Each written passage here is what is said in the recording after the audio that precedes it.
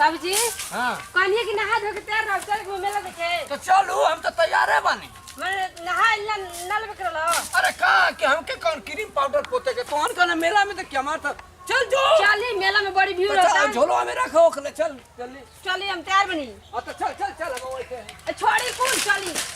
चली चल घर में चल हम आवत नहीं रे चलो ना चली ढेर लेट हो जाई मेला में भीड़ बाटे बहुते अरे रास्ता चल लगा चल थाई चली आई ई ससुरा गल तू भाई गल तो साला हमारी पीछे लगा देला कि ले जाइए बाबूजी घुमा दे सारी मेरा रो है कुल आई बाबूजी तोरे के जा रहा चल चली ले चल दे झोलो कि तू ले भी दी छोड़ी हम ले लेते नहीं चल चल चली जल्दी जल्दी लिपस्टिक पाउडर लगा के यही से तो लड़का बर्बाद हो जाता दुबई कमाते कमाते चली ना लिपस्टिक के पाउडर लगल मेला आ कोनो दबा के मुआ दिया तो सुन ली चली इतना नहीं तो के मेला में आग लगा दे एकदम चली जल्दी हां बाप रे औसे दुआर झारत में ए बाबूजी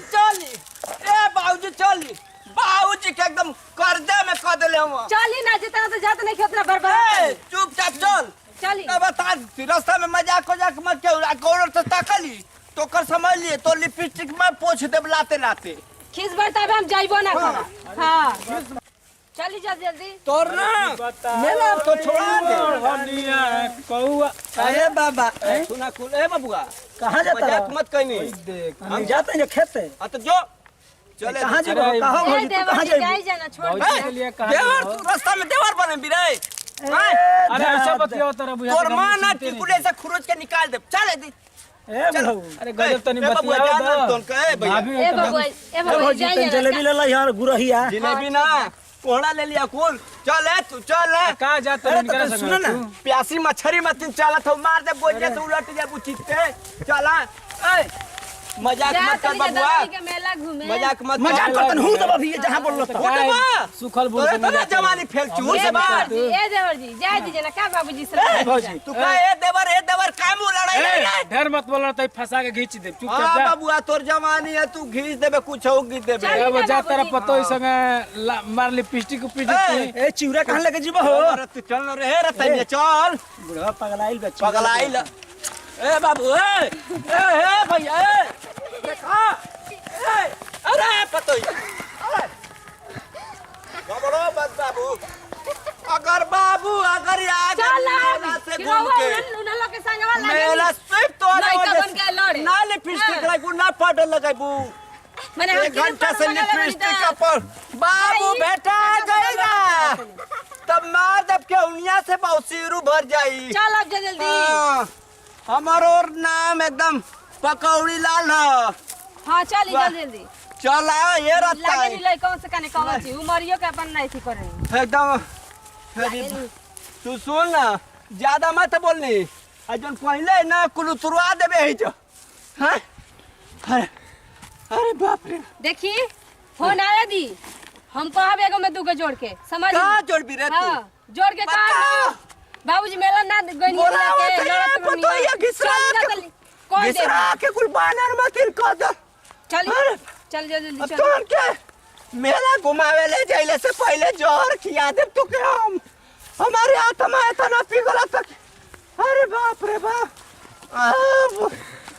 तोहन के बेटा पकड़ा जाइबा तो याद करिया खून खिवा दे खून पिया दे अरे चली ना ए तक्का मत मार चल कान का लागे ना लाई कमन से लइका सामने का लइका है रे लइका है चल बेटा गबड़ा यहाँ मत कूद ए बाबूजी हां कहत नहीं कि चल करे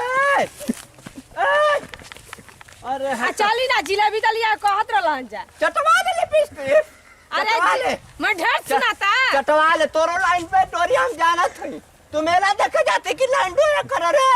तू पकड़ा जाए अखिलेश भैया क्या होता तो देखा कहते हैं कि भौजी के लिए लेके जाता रहलन मेला में को देबे तो तब का को देबे बेटा ए बबुआ जी जाई जा मेला घुमावे हैं बूढ़ पुरानिया मेला में पकड़ तरे आज चल पे देखा तू मैं लड़ाई ना धक्का पकड़ आज बेटा लोग आवा भाग रे भाग आवा बेटा आवा तोरी जवानी में भाग रे आवा अगर ना चाप के मुआ देनी तो मऊ के 10 खानदान का बेटा ना हाँ चली आइली झोरावा आवा बेटा 10 खानदान का बेटा ना चाप के बौसुर बुरवा देनी तो हमारा नाम ना चली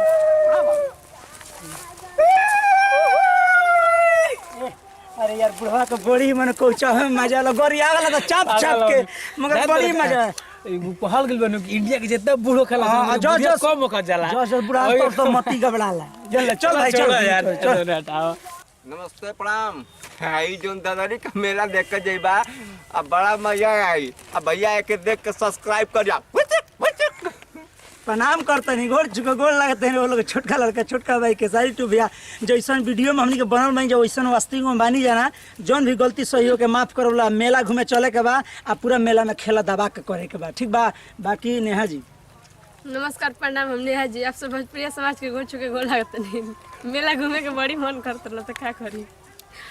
नमस्कार प्रणाम भैया हम रंजन प्यारे आप सब लोग के पैर छू के प्रणाम करते नहीं हमारा के बहुत सारा प्यार दुलार आशीर्वाद देव लो यही से दीजिए हमनी के विदाई फिर नेक्स्ट वीडियो मिलल जाए जय हिंद जय भारत जय भोजपुरी समाज लव यू फ्रेंड्स लोग।